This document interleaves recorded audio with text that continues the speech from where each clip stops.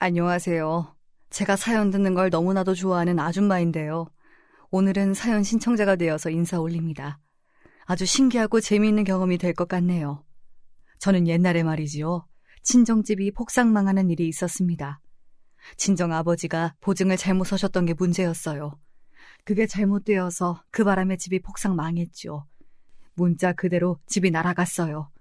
집이 없어서 친정 식구들이 길거리로 내몰렸습니다. 엄마, 우리 혹시 내일도 길에서 자야 하는 거예요? 어렸던 저는 친정엄마의 손을 꼭 붙잡으며 그렇게 여쭈어 봤었지요. 제대로 먹지도 씻지도 못하는 환경이었으나 지금 생각해보면 그랬던 것 치고는 제 몰골이 괜찮았던 것 같아요. 엄마가 워낙 신경을 잘 써주시는 분이었거든요. 어떻게든 어린 자식의 몸을 씻기고 특히나 얼굴을 깨끗하게 문질러주면서 눈곱이 있는지 없는지 자세히 들여다봐 주시는 분이었습니다. 제가 여쭈었을 때 엄마는 저에게 고개를 살살 저으시면서 아니라고 대답해 주셨었죠.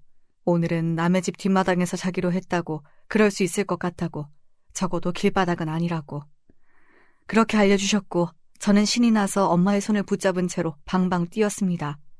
세상에, 집이 없어서 남의 집의 뒷마당에 가서 자게 됐는데도 그걸 기뻐했다니 스스로도 믿어지지 않을 만큼 당시에 제가 희한한 아이였던 것 같아요.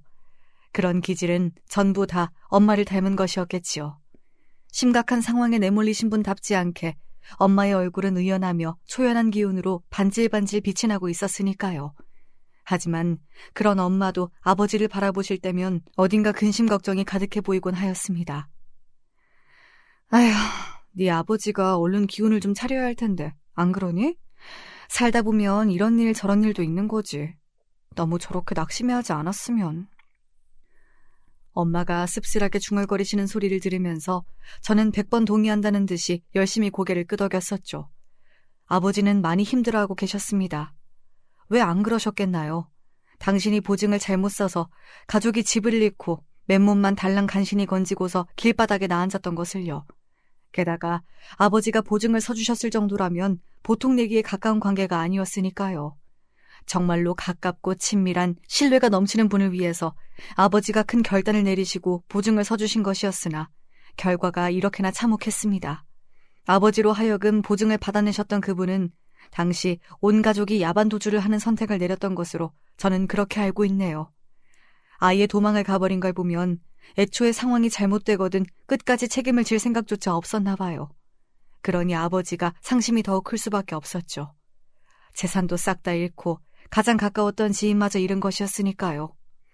엄마는 그런 아버지를 바라보시며 충분히 원망을 보낼 상황이었으나 그러지 않으셨고 걱정만 많이 하셨습니다. 저러다가 네 아버지 정말 잘못되는 건 아니겠지? 나쁜 생각이라도 할까봐 나는 이제 그런 걱정까지 드는구나.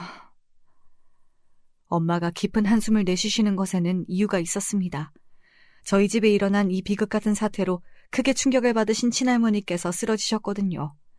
친할머니께서는 자식 사랑이 각별하신 분이었고 아버지 또한 그런 당신의 모친을 깊이 생각하는 효자이셨습니다. 그러니 여러모로 걱정만 더욱 가중되는 상황이었지요. 친가는 먼 시골이었습니다. 아버지는 5남매 중에서 5째, 막내이십니다. 막내이기 때문에 집안에서 아무래도 귀여움도 많이 받아오셨고요. 친할머니께서 워낙 애지중지하며 키우셨던 막내였기 때문에 보증을 잘못 써서 그런 엄청난 사달이 나버린 것에 충격이 막심하실 수밖에 없었던 것 같네요. 친할아버지는 아버지가 돌쟁이 아기였을 적에 돌아가셨고요. 건강하게 아무 사고 없이 무탈하게 잘 자라실 수 있었다면 좋았겠지만 아버지가 9살이셨을 때 큰일을 당하셨습니다. 이웃 주민이 농기구를 제대로 관리 못하는 바람에 벌어진 사고였다고 하는데요. 그때 아버지는 동갑내기의 동네 친구와 놀고 계시다가 봉변을 당하셨습니다. 더욱 크게 다쳤던 그 친구는 일주일 만에 세상을 뜨고 말았지요. 온 동네가 발칵 뒤집어진 일이었습니다. 다행히 간발의 차로 덜 다쳐서 목숨을 건질 수 있었던 아버지는 후유증으로 3년 넘게 많이 힘들어하셨고요. 이때도 사실 큰 병원에서 제대로 치료를 받았다면 좋았을 건데 그러지 못했다고, 그게 너무나도 두고두고 죄스럽고 미안하다고 하시면서 친할머니께서는 오래도록 자책하셨지요. 옛날에는 이런 게 참 슬프고 안타까웠던 것 같아요. 살다가 크게 다치고 아픈 순간이 와도 가난 때문에, 그리고 혹은 무지 때문에 적절한 치료를 제때 받지 못해서 병을 키우는 경우들이 왕왕 있었다고 하지요. 아버지는 당시에 치료를 제대로 받지 못하셨던 탓인지 사고 이후로 다리를 조금 절게 되었습니다. 저희 아버지가 미세하게 한쪽 다리를 절고 다니는 분이셨거든요. 그 점도 친할머니의 영원한 아픈 손가락이었겠지요. 다리가 그렇게 된 것이 점차 적응이 되어서 시간이 지날수록 아버지는 괜찮아지셨습니다. 하지만 사고 이후로 그리 시간이 오래 지나지 않은 시점이었던 중학생 때는 다리를 저는 것 때문에 학교에서 놀림을 많이 받으셨고 많이 힘들어 하셨다고 해요. 아버지는 절대로 학교에서 힘든 것을 집에 와서 내색하지 않으신 분이었지요. 그런데 어느 날 같은 학교 학생들이 길에서 아버지를 조롱하는 모습을 가족들이 지나가다가 봐버렸던 것입니다. 한두 번 조롱을 당해오는 게 아니었다는 듯 무덤덤한 아버지의 반응 때문에 가족들의 가슴은 더더욱 찢어졌고요. 야, 이 못된 것들아! 너희 그러면 정말로 천벌받을 거다! 대번에 큰 고모가 커다랗게 고함을 내지르셨지요. 매서운 큰 고모의 기세에 못된 놈들이 죄다 주랭랑을 쳐버렸고요. 앞으로는 절대 참고 당하고 지내지 말라면서 괴롭히는 놈들이 있으면 다 혼내주겠다면서 그렇게 외치는 큰 고모의 듬직한 모습을 보면서 아버지는 눈물이 나오려는 걸 꾹 참고서 간신히 고개만 끄덕일 수 있었다고 합니다. 장녀인 큰 고모는 고된 식당 일을 하루 종일 다니고 계셨어요. 그 식당은 아주 심보가 못돼 먹은 곳이었지요. 설령 자기가 손해를 보더라도 상대가 잘 되고 이득을 보는 것은 절대로 용납할 수 없다는 자세를 가진 사장 부부가 하는 곳이었어요. 일하는 사람들에게 절대로 콩 한쪽을 베푸는 법이 없었죠. 큰 고모는 매일같이 밀려드는 서름을 꼭 참아내셨습니다. 어디 공장에 가고 싶으셔도 자리가 마땅하지 않았고 가족들을 위해서도 돈을 꾸준히 벌며 뭐라도 하려면 어쨌든 그 식당만큼 마땅한 곳도 없었거든요. 그래서 온갖 부당한 상황 속에서도 꾹 참으며 일을 하신 것이었지요. 이렇듯 열심히 사는 가족들을 너무 잘 알았기 때문에 아버지가 아무 힘든 내색을 안 하셨던 거예요. 막내 하나라도 학비 걱정 없이 학교는 다 다녔으면 좋겠다는 게 친가 식구들의 생각이었죠. 그 덕에 당신이 다른 걱정 없이 학교를 다닐 수 있는 거라고 여기셨던 아버지는 딴 길로 새지 않고 무조건 공부만 하셨습니다. 당연하다면 당연하게 친가에서는 공부로 두각을 나타낸 경우는 단 한 번의 전례도 없었거든요. 그래서 아버지가 처음이었어요. 열심히 죽도록 공부를 해서 대학까지 간 경우 말입니다. 아버지는 상경을 해내셨어요. 서울에 있는 대학교에 합격을 하셨거든요. 빠듯한 형편에도 불구하고 아버지를 위한 잔치를 친가에서는 열었다고 하네요. 홀로 낯선 서울 도시 생활을 하게 되신 아버지는 외롭고 힘드셨다고 해요. 유독 심신이 지치고 고독한 지친 날이면 평소에는 잊고 지냈던 다리의 아픔이 이상하리 많이 밀려와서 잠도 설치셨다고 합니다. 다들 힘들게 지내고 있는데 그걸 뻔히 알면서도 내가 징징거릴 수야 없지. 버티자. 어떻게든 해보자. 아버지는 마음을 다잡으며 지내셨고 친할머니께서는 막내 아들 생각으로 매일같이 걱정 삼매경이셨습니다. 그러다가 농사일을 뒤로하시고 가끔씩 직접 서울까지 행차하셔서 아버지를 챙기고 어떻게 사는지 들여다보게 되셨고요. 그럴 때면 보자기 가득 먹을 반찬거리를 싸우셨다고 해요. 아버지가 기거하시는 작은 공간을 눈물 젖은 눈으로 바라보시다가 정리하고 치워주시는 것도 하셨고요. 애를 써서 서울까지 걸음을 하셨어요. 혹시나 아버지가 공부하고 지내는데 당신의 존재가 거슬릴까봐 잠은 딱 하룻밤만 주무시는 것이 친할머니의 원칙이었습니다. 이왕 오신 김에 하루만 더 계시지 않고요. 아유, 아니다. 우리 막내 건강하게 잘 있는 거 봤으면 됐지. 나는 이만 얼른 가봐야겠다. 나서시는 순간까지도 그 좁은 공간을 쓸고 닦고 그러시면서 먹을 것은 충분히 있는지 재차 확인을 하시던 그런 친할머니의 모습은 아버지의 눈앞에 오래도록 아른아른거리는 순간들로 남았습니다. 비록 멀리 떨어져 있으나 마음만은 언제나 함께이고 잘 통하는 그런 가족들이 있었기에 아버지가 그 시기를 다 버텨내셨다고 하더라고요. 아버지는 대학을 졸업하신 후에 직장도 서울에서 잡으셨습니다. 성실하게 직장 생활을 시작하신 뒤에는 평생의 짝꿍을 만나셨고요. 엄마는 서울과 멀지 않은 경기도에 오래된 골목들이 가득한 동네에서 태어나 자라신 분입니다. 겨울에는 저절로 이가 딱딱 부딪히고 발가락이 얼었나 싶어서 계속 만져보고 확인해야 하는 그런 집에서 유년 시절을 보내셨지요. 너무나도 어려운 형편이었어요. 그런데 정말 특이한 건 말입니다. 외가 분위기가 긍정적이고 낙천적이었다는 거예요. 집이 너무 가난해서 먹을 게 콩 한쪽밖에 없으면 슬프고 힘들지 않겠어요. 하지만 외가는 그 콩 한쪽을 나누어 먹는 것도 즐거움이라고 하면서 웃음을 잃지 않은 집안이었습니다. 엄마는 중학교 졸업도 못하신 분이에요. 일찍이 공장에 가셨기 때문입니다. 친가와는 다르게 외가는 거주지와 멀지 않은 곳에 공장들이 있었다고 하거든요. 엄마는 또래 친구들이 학교에 가는 모습을 보게 될 때면 씁쓸한 기분이 들기도 하였으나 그래도 항상 씩씩한 발걸음을 공장으로 돌리셨다고 합니다. 이런 길이 있으면 저런 길이 있는 법이지. 세상 사람 모두가 똑같은 길을 걸어갈 수는 없는 법이잖아? 형편 때문에 짧은 가방끈을 쥐고서 공장에 다니셨던 엄마의 10대 시절은 온통 일을 나가고 들어오고의 반복일 뿐이었습니다. 삭막하고 힘든 일상의 무한 반복이었으나 엄마는 그 안에서 즐거움을 찾으려고 하셨어요. 쉽게 낙심하지 않으셨고요. 당신만의 개성을 지니고 계신 분이기도 했습니다. 태어날 때부터 쭉 가난하게 살았고 단조롭고 피곤함이 가득해 보이는 그런 일상을 지내시는 분이었지만 희한하게 패션에 관심이 많으셨어요. 누가 안 입는다고 하면서 아직 멀쩡한 옷이라든지 아니면 천을 내놓는다고 하면 엄마가 그걸 무조건 가져오셨다고 합니다. 그걸 수선해서 당신만의 세상 하나뿐인 옷이며 가방이며 혹은 머리띠로 만들어서 활용을 해내셨어요. 수선하는 걸 특별히 배우신 것은 아니었고 여기저기서 곁눈질로 보셨던 게 전부였는데 독학으로 하신 것이었고 타고난 손재주가 따라주셨어요. 그런 엄마를 보며 주변 사람들은 심심치 않게 이런 소리를 던졌습니다. 쟤는 암만 해도 서울로 가야겠네. 그러면 외할머니께서 발끈하는 반응을 보이셨고요. 서울은 뭐 아무나 가나? 가서 뭐라도 할 게 있는 사람이나 가지. 답지 않게 툴툴거리시는 외할머니의 모습을 사람들은 의아해했습니다. 그러나 외할머니의 입장에서는 말 잘 듣고 착하고 어여쁜 딸이 멀리 서울로 가버리면 너무 섭섭하고 적적할까봐 괜히 덜컥 겁이 났던 것이지요. 서울로 보내더라도 돈을 쥐어 보내야 할 텐데 그런 여력도 전혀 안 되었고요. 그러던 어느 날 엄마의 나이 19에 영 좋지 못한 일이 발생하고 말았습니다. 공장에 다니던 엄마를 그간 눈여겨보면서 노려온 어떤 노총각이 있었던 건데요.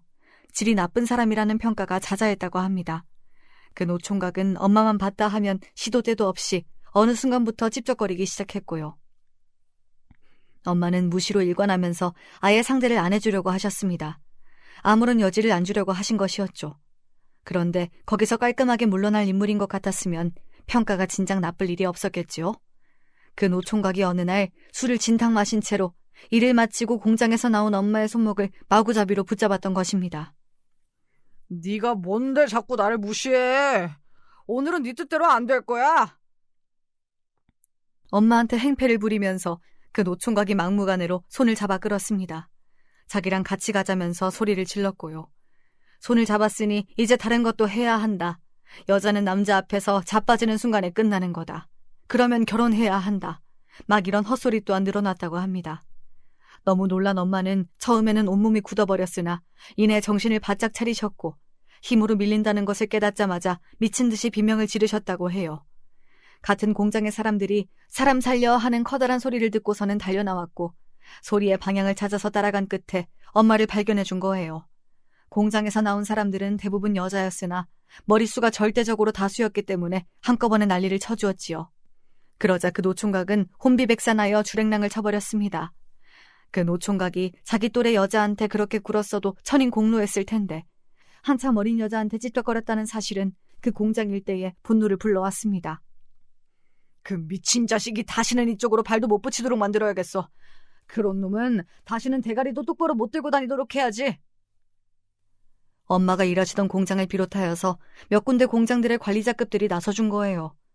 근근히 공장의 인력이 부족해지는 때를 맞춰서 일을 해왔던 그 노총각을 이제 아무도 안 받아주기로 했습니다. 아예 단합을 해서 그 노총각을 내쳐버린 것이었죠. 공장의 왕 고참이 성실한 엄마를 좋게 봐주고 있었기 때문에 그런 움직임이 결국 가능했습니다. 엄마는 단 한 명을 위해서 모두가 그렇게 나서주었다는 사실을 두고두고 신기해하셨으며 그때를 곱씹으실 때마다 감동에 차오르셨습니다. 한 사람 한 사람이 뜻을 맞추면 그게 엄청난 힘이 되는구나. 덕분에 그 순간에 느꼈던 공포와 무력감 같은 끔찍한 것들이 금세 사라지고 있는 것 같아. 이제는 점점 아무렇지 않아지고 있어. 그 순간을 떠올려도 전혀 무섭지 않은 때가 곧 오겠지. 그래서 엄마는 그 사건을 끔찍하고 무서웠던 기억으로 남기지 않으실 수 있었어요. 고마운 감정이 차오르는 일로 엄마의 안에 남게 되었지요. 그리고 그 일 때문에 외할머니께서는 생각을 바꾸게 되셨습니다. 엄마가 그때 도움을 못 받으시고 만약 그대로 끌려가서 무슨 변고라도 당했다면 가정만 해봐도 너무 소름이 돋는 일이었으니까요. 어차피 남자를 만나 결혼은 하겠지. 그럴 거면 여기서 이렇게 수준 낮은 놈들 만나지 말고 차라리 큰 물에서 노는 놈들을 만나라.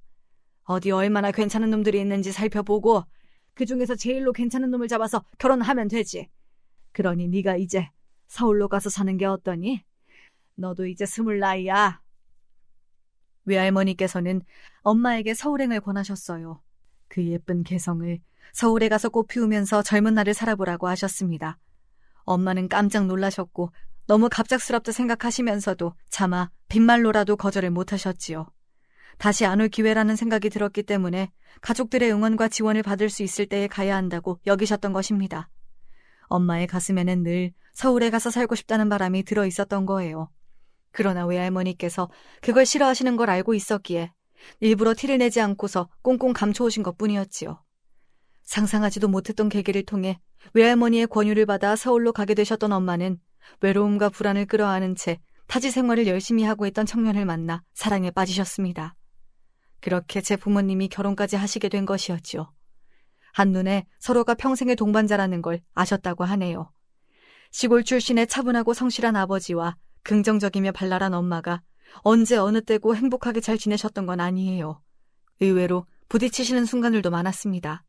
하지만 그럴 때면 아버지가 무조건적인 인내를 발휘하시거나 엄마가 긍정적으로 상황을 바라보시면서 매번 산을 넘을 수 있었던 것이었지요.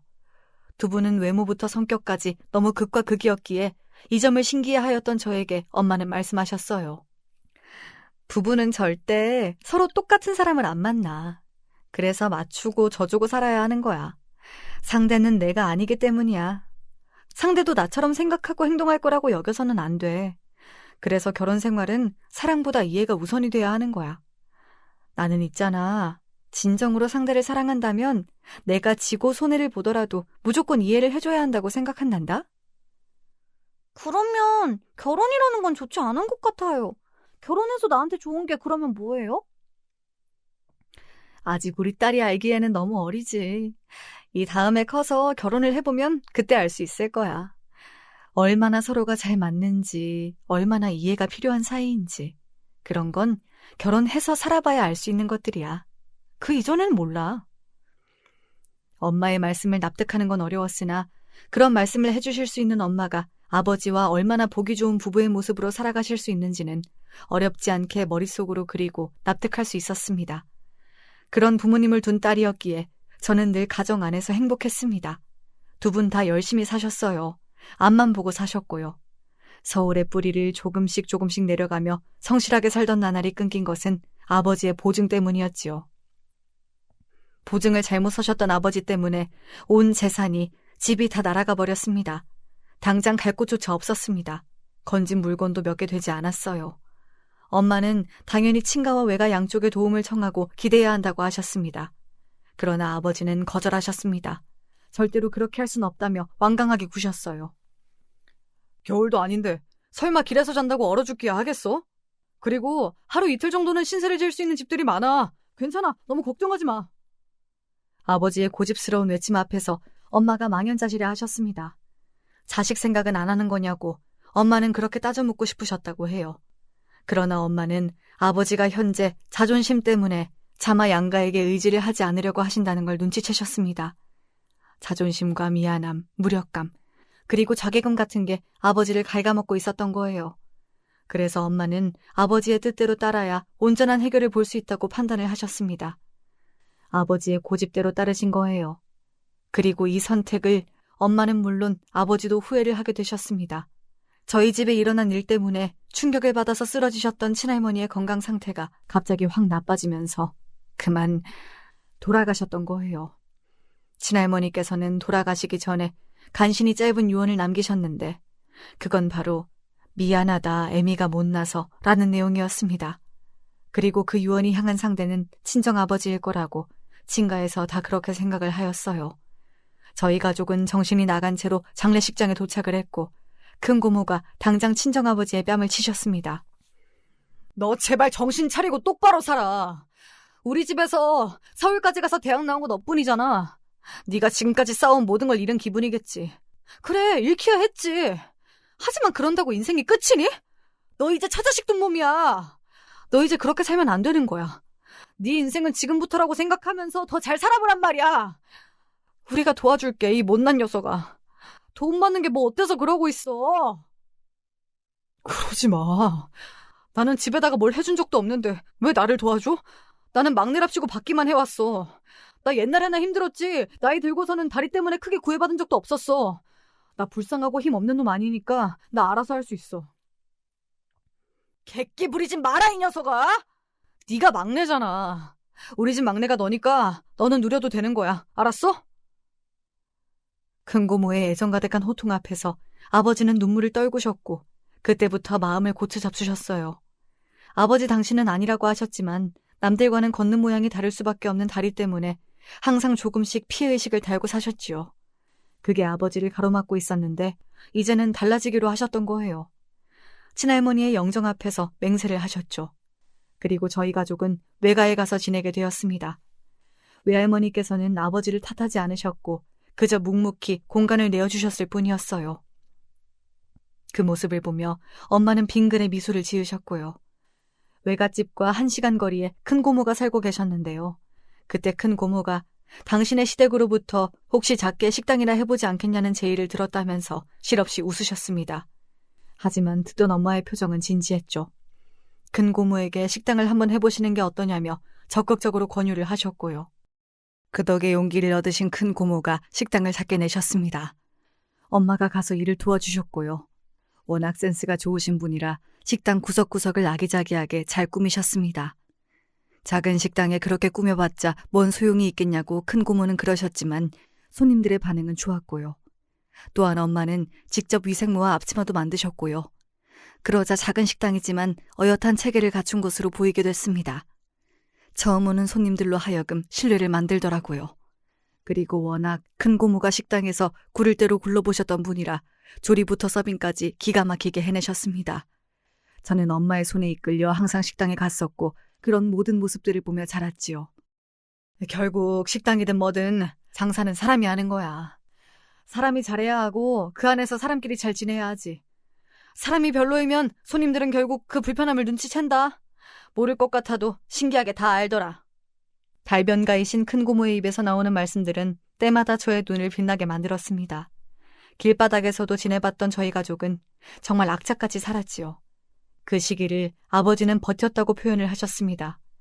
그리고 긍정적인 엄마의 성격 덕분에 버틸 수 있었던 것 같다고 덧붙이셨고요. 제 눈에도 아버지와 엄마는 외모부터 성격까지 극과 극으로 반대였으나 그렇기 때문에 결국은 서로에게 원동력이 되어주셨던 것 같더라고요. 열심히 하루하루를 살아가시는 부모님을 보며 씩씩하게 자라난 저는 고등학교 졸업 후에 전문대로 입학을 했습니다. 짧은 재학 기간 동안에 좋은 기회를 얻어서 일본에서 한 학기를 지내게 됐는데요. 저는 희한하게 공부는 뒷전이고 일본의 식당을 돌아다니는 것에 빠져버렸어요. 그런 저를 일본에 같이 갔던 동기들이 걱정하는 눈길로 바라봤지만 엄마를 닮아서인지 저는 낙천적이었고 즐거운 체험을 꼿꼿하게 이어갔습니다. 그 시간들이 제 취업에는 별로 도움이 안 됐죠. 하지만 나중에 다른 도움으로 돌아왔어요. 사람 인생이란 모를 일이네요.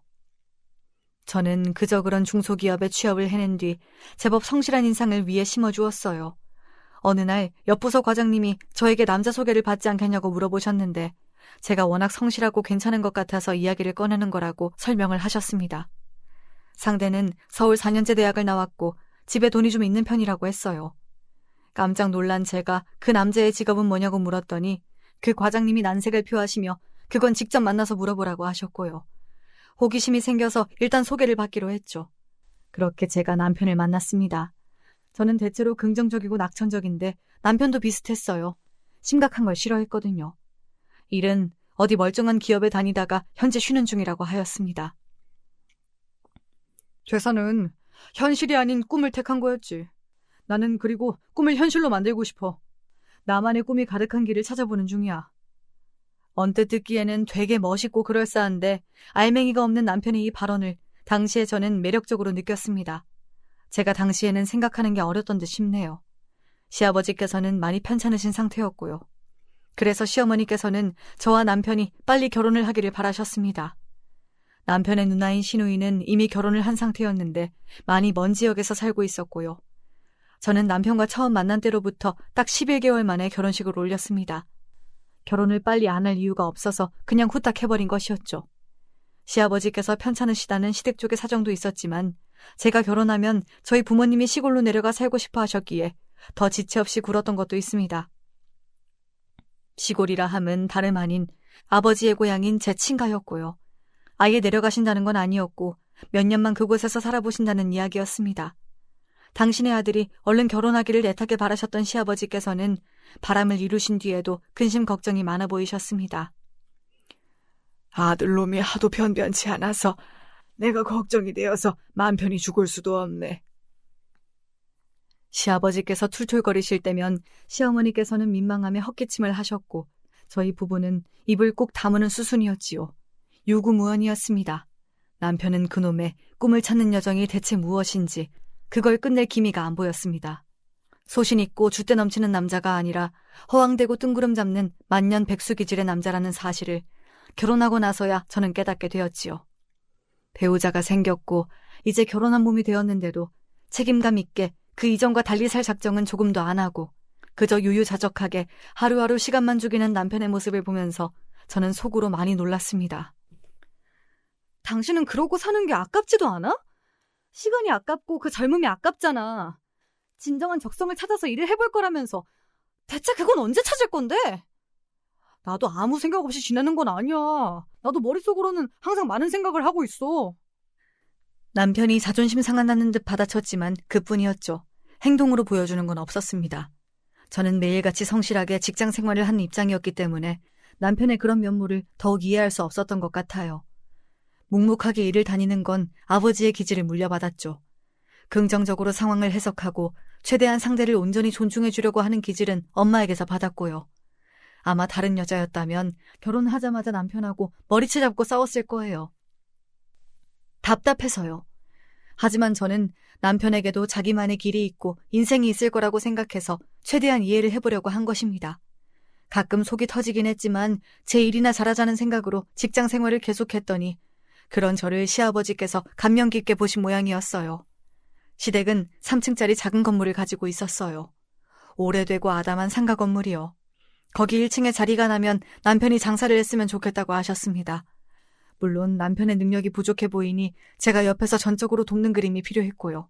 그 건물은 시댁의 유일하게 그럴싸한 재산이었으며 남편의 비빌 언덕이기도 했습니다.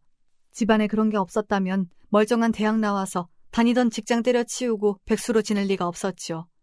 집에 뭐라도 있으니까 믿는 구석이 있어서 그랬던 것입니다.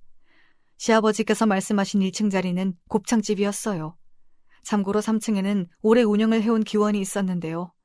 6년 전인가 어떤 할아버지가 기원을 나오시다가 계단에서 굴러서 중태를 입으셨던 사고가 있었다고 해요.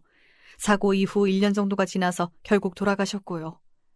기원 사장님이 알고 보니 그 할아버지와 평소에 자주 다투셨다는 후문이 있었고 온갖 음모론이 돌았습니다. 그 기원은 사고 이후 2년 만에 문을 닫았고요. 시아버지께서는 그때부터 건물에 망조가 들었다고 보셨습니다. 뭘 해도 장사가 시원치 않았거든요. 1층은 원래부터 쭉 식당 자리였는데 곱창집이 들어서기 전에는 시어머니께서 장사를 하셨던 바 있습니다. 시누이가 일손을 도왔었다고 하네요. 하지만 장사는 잘 되지 않았죠. 심지어 이때 시누이하고 모녀간의 의가 상해서 개판 싸웠다고 하더라고요. 이걸 시어머니께서 알려주신 건 아니었고 남편한테서 들었습니다.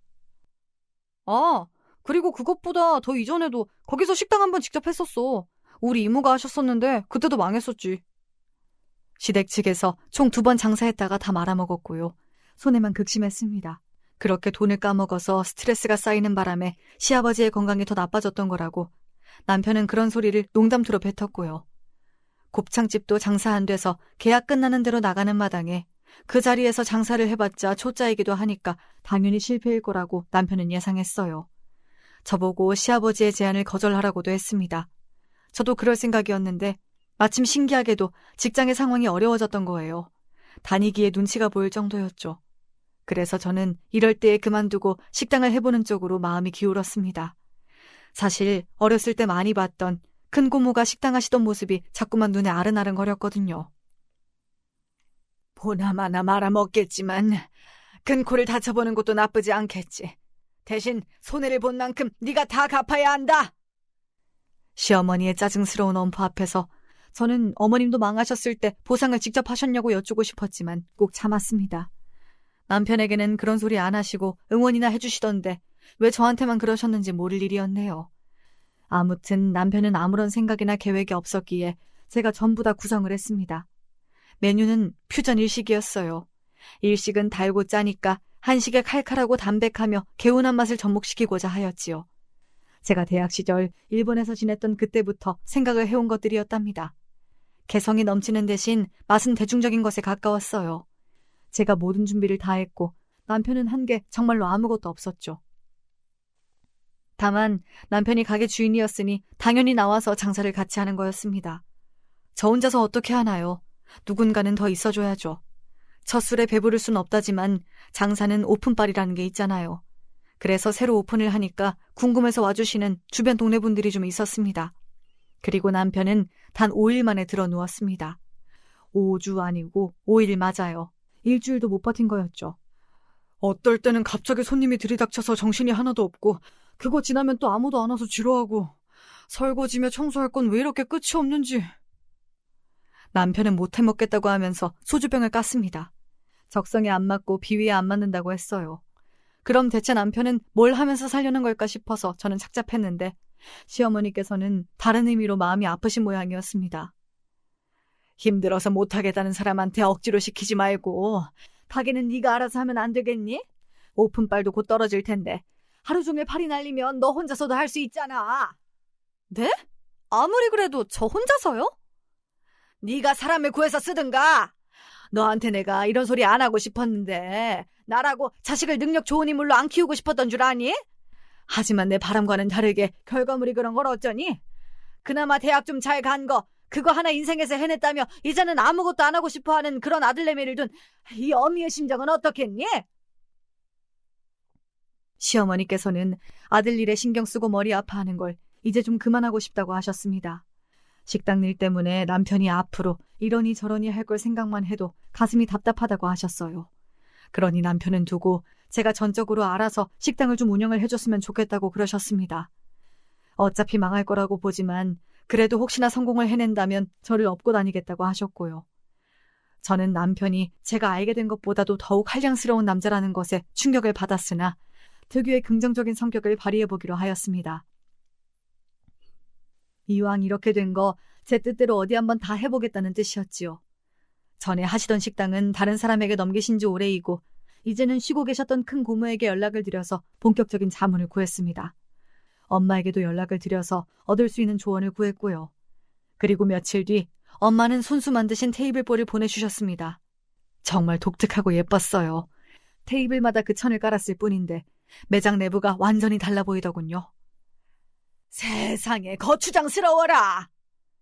식당에 들러보셨던 시어머니께서는 기겁을 하셨으나 저는 무시하고 그대로 진행했고요. 이건 탁월한 선택이었습니다. 독특한 테이블보 때문에 젊은 사람들 사이에서 반응이 확 오기 시작했던 거예요. 왜냐하면 젊은 손님들은 맛뿐만 아니라 시각적인 것도 중요시했거든요. 테이블보 덕분에 음식 사진이 개성 넘치고 예쁘게 나오는 식당으로 인터넷에서 홍보가 되기 시작했습니다. 퓨전 일식이 남녀노소 모두 쉽게 도전해볼 수 있는 메뉴였기에 계속해서 새로운 손님들이 식당을 찾아주게 되셨어요. 그러다 보니 어느새 식당이 타 지역에서도 찾아주는 맛집이 되어 있었고 함께 일하는 직원들도 많이 생겨 있었지요. 바쁘고 고되었지만 그 안에서 보람을 찾으며 이게 바로 제 적성이자 꿈이라고 생각했습니다. 그렇게 연매출 30억 정도까지 나오는 대박 식당이 되었는데 정작 결혼 생활은 파탄의 길로 가고 있었습니다. 정반대였죠. 말로 설명할 순 없으나 미묘하게 남편에게서 바람이 난 것 같다는 느낌을 받고 있었습니다. 제가 의심하는 눈초리를 보내자 남편은 억울하고 황당하다며 펄쩍 뛰었고요. 그러던 어느 날 시어머니께서 저에게 그러시더군요. 이만 이혼하라고요. 둘이 안 맞는 것 같으니 이쯤에서 끝내라고 하셨습니다. 식당 일도 이제 다 내려놓으라고 하셨습니다. 원래 우리 아들 거잖아. 너는 바지 사장 같은 거였고. 이제는 제자리로 돌아가야지.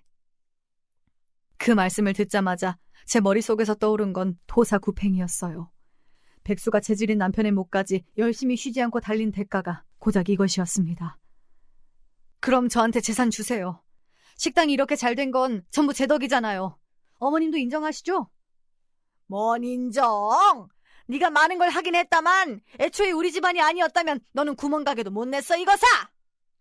저는 어머님 아들이 바람났다고 생각을 해요. 그래서 본래 저를 못마땅하게 보시다가 이참에 며느리도 갈아치우면 좋겠다고 어머님이 이번엔 작정을 하신 거라고 여기는 중이고요. 그게 무슨 소리야? 증거 있어? 우리 아들이 너랑 안 맞는다고, 하나도 행복하지 않다고, 너무 힘들다고 그러길래 내가 이혼하라고 딱 밀어붙이긴 했다. 단지 그것뿐이야. 그리고 식당은 네 것도 아닌데 그건 네가 너무 나대긴 했지. 이제 주제 파악하고 네 원래 자리로 가는 거란다. 그러면 제가 바람의 증거를 수집해도 되는 거죠? 수집할 방법이야 꽤 되거든요. 자신 있으세요? 그러자 시어머니께서는 뜨끔한 기색을 감추지 못하셨죠. 제가 밤낮 없이 식당에 매달려 있는 사이 남편 놈은 바람이나 피우고 있었다는 걸 아주 확신하게 됐고, 제가 안 잊고 왔던 시어머니께서는 이참에 어떻게든 길을 쓰고 저를 쫓아내려 하신다는 것도 너무 잘 알게 되었으니 저를 싫어하는 사람들 사이에서 저 또한 더 이상 살고 싶지가 않았습니다. 조용히 이혼할 테니까 그럼 제 몫의 재산은 주세요. 식당 제가 성공시킨 거 그만 부정하시고요. 사람들은 제가 사장인 줄 알아요. 그러니 저는 그 식당이 제 거라고 주장하면서 상황을 시끄럽게 만들 수 있습니다. 그러면 식당 이미지는 나빠지겠죠?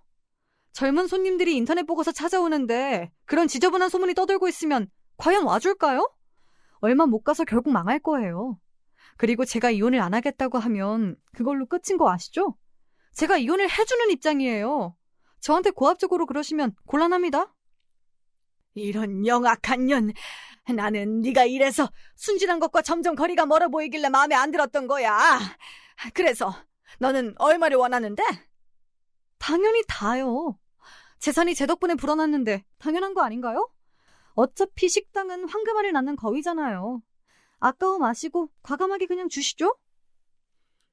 저는 일부러 크게 불렀습니다. 크게 불러야 깎이고 깎이더라도 숫자가 클 테니까요. 시어머니께서는 개거품을 무시며 절대 다는 못 준다며 협상에 들어가셨고요. 저와 살면서 힘들었고 괴로웠다는 말을 하면서 눈물을 보인 남편 역시도 결국은 숫자를 깎는 게 목적이었습니다. 백수 한량 주제에 그간 뭐가 그렇게 힘들고 괴로웠을까요? 이런 남자와 망설임 없이 결혼했던 과거에 제가 한심했네요. 저는 100%는 아니지만 70%가량의 재산을 가져왔고요. 이혼 도장 찍었습니다. 결혼 생활의 마무리는 식당에서 사라지는 것과 같은 이야기였죠. 그리고 저는 자존심 같은 거 다 접고 용기를 내어서 함께 일하는 사람들을 전부 불러 모아서 제 상황을 다 털어놓았습니다. 근 고모의 애정어린 호통을 들으시고 정신을 차리신 뒤 유연한 태도로 살게 되셨던 아버지를 떠올리지 못했다면 저는 이렇듯 엄청난 발언을 뱉지 못했을 거예요. 염치 없고 너무 민망한 부탁이지만 혹시 저를 따라서 그만둬 주실 분이 계실까요? 날짜는 아직 확실하지 않으나 저는 제 가게를 열기로 마음먹은 상태이고요. 그리고 오래 걸리진 않을 거예요. 여길 그만두고 제 가게로 오실 분이 계신다면 저는 환영입니다. 제가 해드릴 수 있는 최고의 대우를 해드릴게요. 그리고 놀랍게도 홀 매니저가 손을 들었습니다. 저를 따라오겠다는 것이었어요. 그러자 다른 직원들도 전부 손을 들기 시작했어요. 당연하죠. 저희한테 사장님은 한 분뿐이세요. 그간 얼마나 잘해주셨는데 저희도 의리 지킬 줄 압니다. 먼 곳에 가게를 내셔도 거기까지 따라갈게요. 사장님이 처음부터 잘나고 풍족했던 게 아니라 길바닥에서 지내보신 적도 있었고 이렇게 장사가 잘 돼도 시댁의 배만 불러주고 계신다는 걸 저희가 알게 됐을 때부터 사장님한테 충성하는 마음이었어요. 심지어 직원 말고 아르바이트로 일하셨던 한 분 역시 동참을 하셨습니다. 감동의 눈물이 흘렀고 사람이 모이고 모이면 큰 힘을 발휘해서 위기를 넘길 수 있다던 엄마의 말씀이 떠올랐습니다. 그래서 후련하고 벅찬 심정으로 이혼을 할 수 있었고요. 시어머니와 남편이 기세등등하게 식당으로 출근을 했습니다. 아시는지 모르겠지만 우리 며느리가 안 좋은 일로 떠나게 돼서요. 이제부터 저희 아들이 진두지휘를 좀 하겠습니다. 원래 이쪽이 사장이잖아요. 시어머니의 기쁜 외침 앞에서 직원들의 호응은 미미하기만 했습니다.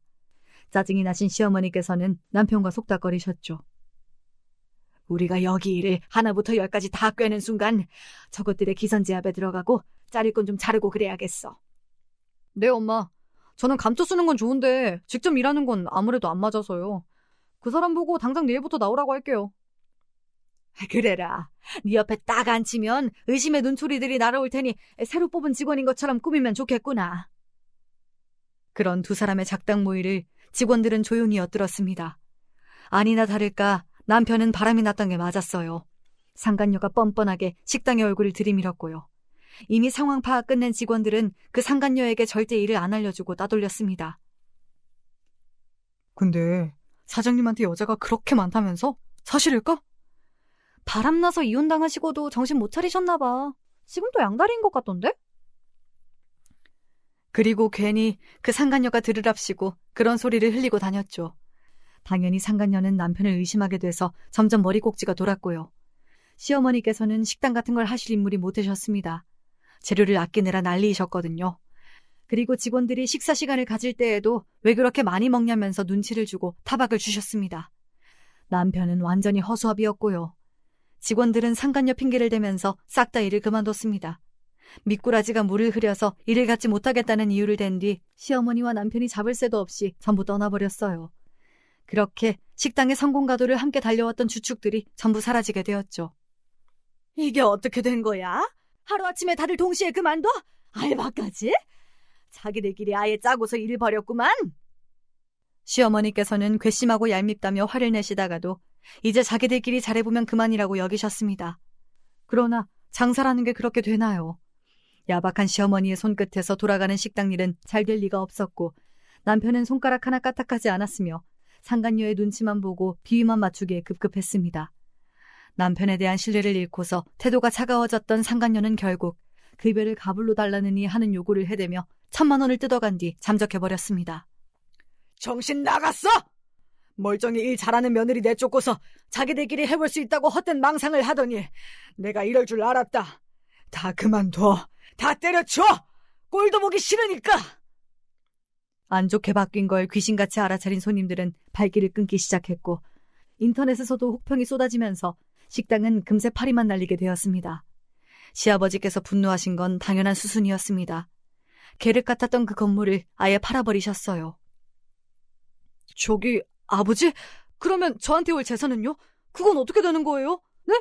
현금으로 갖고 계실 건가요? 당황한 남편이 외쳤으나 시아버지께서는 묵묵부답이었다고 하셨습니다. 남편이 좌절했고 시어머니께서는 뒷목 잡고 쓰러지셨어요. 원래 건강이 안 좋으셨던 시아버지를 단숨에 따라잡으시더군요. 편마비가 와서 일상생활이 완전히 무너졌습니다. 괜히 욕심을 부리다가 이렇게 되었다며 지독한 후회를 하셨고요. 내가 진짜 뭐에 홀렸었나? 내가 왜 그랬지? 일 잘하는 와이프한테 자격지심이나 느끼면서 바람을 피울 게 아니라 떠받들면서 지내기만 했어도 지금쯤 떵떵거리면서 지내고 있었을 텐데 나는 그냥 집에서 쉬면서도 걱정 없이 살 수 있었을 텐데 내가 도대체 왜 그랬을까? 후회에 빠진 건 남편도 마찬가지였습니다. 지나고 난 일을 되돌릴 순 없었죠. 제가 새로 차린 아담한 식당에 찾아와서 남편이 눈물로 용서를 빌었으나 저는 거들떠보지도 않았습니다. 여지를 주고 싶지도 않아서 남편이 울면서 무슨 말을 떠들든 그냥 무심하게 딴 곳이나 바라보고 있었네요. 그런 남편의 모습을 직원들이 혀를 끌끌 차며 바라봤고요. 가게 규모는 작았으나 함께 일했던 분들을 저는 다시 불러 모은 뒤였습니다. 의리에는 의리로 보답을 할 차례였으니까요. 제 이름으로 제가 차린 식당은 금세 잘 되기 시작했고 친정 부모님이 무척이나 행복해 하셨습니다. 이혼하면서 챙겼던 몫은 새로 식당을 차리는 데 들어간 비용을 제외하면 모두 가족들을 위해 저는 베푼 뒤였어요. 그래야 더 앞으로 열심히 나아갈 수 있을 거란 짐작이 들었거든요. 엄마는 손재주이며 센스가 워낙 좋으셔서 그걸 살려서 수제로 만든 작은 소품들을 파는 가게를 내셨고 그곳은 동네 사랑방 역할을 하게 되면서 즐겁게 일상을 보내게 되셨습니다. 저는 제가 차린 식당이 잘 된 이후 과감하게 2호점을 내었고 큰 고모로부터 뼈가 되고 살이 되는 조언도 이때 많이 받았었죠. 그래서인지 2호점이 처음부터 더 잘 됐어요. 저와 하나부터 10까지 다 다르지만 그럼에도 정말 잘 맞는 남자를 만나게 돼서 일과 사랑 모두 바쁘게 하면서 살고 있답니다.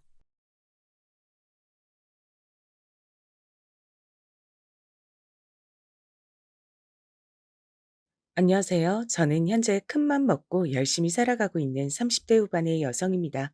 열심히 살아왔고 그래야만 해서 더 독하게 목표를 세우고 있는데요. 제가 이렇게 칼을 갈게 된 건 다 제 남편 때문이에요. 더불어 거기에 붙어 있는 못된 인간들 때문이기도 하고요. 우선은 남편이 문제기도 하지만 남편과 연관된 같은 여자인 시어머니 때문에도 아주 죽을 맛이었어요. 우리 어머니는 이런 표현이 좀 세기도 하지만 아주 야비한 늙은 두더지처럼 자기 아들과 자기 욕심에만 따라 이끌리시던 분이에요. 그래서 남편도 피곤해했었고요. 우리 엄만 나 낳기 위해 엄청 고생을 해서 그런지 누나들과 달리 너무 날 올감했는 느낌이야. 군대 갔을 때도 너무 유난이셔서 외려 더 힘들었다니까.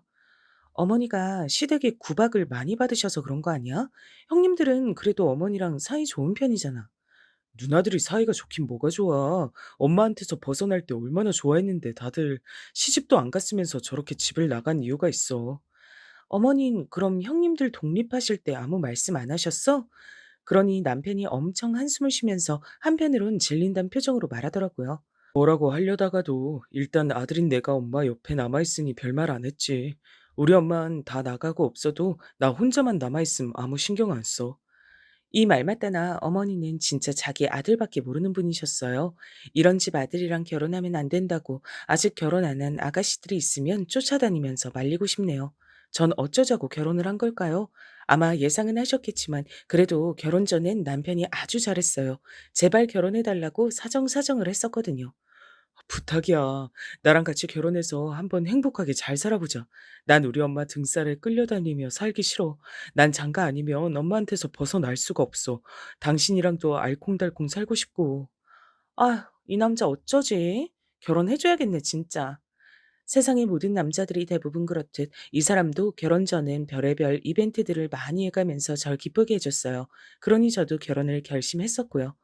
그런데 저는 그때 약속을 받아야 했던 것 같아요. 엄마랑 확실하게 분리된다는 장담이랄까? 그런 게 있었어야 했었는데 말이에요. 어머니는 시댁 근처에 신혼집을 얻어주신 뒤 잠시도 안심을 못 하시더라고요. 예, 명운이 낳겠다고 내가 얼마나 고생한 줄 아니? 그 위로 딸들을 내가 둘이나 낳았어. 그것들 낳고 아들 못 낳는다고 네 돌아가신 시아버지한테 어마어마하게 구박받았다. 아, 네 어머니 고생스러우셨겠어요. 안 그래도 명훈 씨가 어머니를 엄청 안쓰러워해요. 저도 많이 들어서 알고 있고요. 우리 명훈이한테 너 정말 잘해야 돼. 그런 신랑감 두 번 못 본다 너. 난 명훈이 장가 안 보낼 생각이었어. 옆에서 끼고 보기만 해도 아까운 아들인데 하도 명훈이가 너한테 장가 간다고 해서 보낸 거야. 네, 네 어머니. 저 일하러 들어가야 해서 그만 전화 끊을게요. 몇 번 이렇게 성화를 들어드리면 나아질 줄 알았는데 제 오산이었나 봐요. 전혀 아니더라고요. 어머니는 심심하면 제 회사 앞으로 찾아오셔선 같이 밥을 먹자고 하셨답니다. 네? 회사 앞이시라고요? 아, 어머니 저 점심은 여기 직원들이랑 먹기로 했는데 아, 지하철 타고 오셨다고요? 네, 어머니. 근데 다음엔 오실 때 미리 연락 좀 해주세요. 미리 연락하려 했는데 내가 오늘 너무 바빠서 못했어. 우선 나와라 얼른. 여기 한식 잘하는 데 없냐? 나 너무 추우니까 빨리 나와라. 어머닌 저렇게 늘 막무가내로 본인의 의사를 표현하셨고 저는 한동안은 끌려다녔어요. 이런 사정을 말하면 남편은 초반엔 언제나 제 편을 드는 것처럼 보였어요. 엄마가 갑자기 찾아갔어? 당신 많이 놀랐겠다. 나한텐 이제 전화 못하고 자기한테 하나 보네. 내가 엄마한테 그러지 말라고 얘기해둘게. 아, 꼭 좀 말해줘. 아들 장가 보내놓고 허한 걸 자꾸 나한테 호소하셔. 어제도 점심시간 딱 1시간인데 어머니가 자꾸 붙들고 안 놔주셔서 못 나갔다니까. 진짜 이날 너무 곤란했던 게 그 사람 많고 정신없는 밥집에서 어머니는 본인 얘기만 끝까지 하시는 거예요. 네 남편 낳던 날 진짜 나는 2번 죽는 줄 알았어. 옆집 할머니가 와서 그렇게 기절하지 말고 정신 차리라고 뺨을 때려댔다니까. 그거 맞고 일어나고 아직도 애는 안 나왔으니 이게 꿈인가 생신가 했어.